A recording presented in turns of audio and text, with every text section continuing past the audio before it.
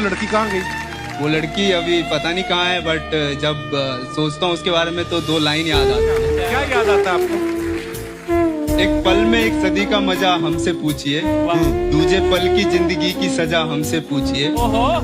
भूले हैं रफ्ता रफ्ता उन्हें मुद्दतों में हम, किस्तों में खुद खुशी की सजा हमसे पूछिए। आगाज आशिकी का मजा आप लीजिए, अंजाम आशिकी की सजा हमसे पूछिए।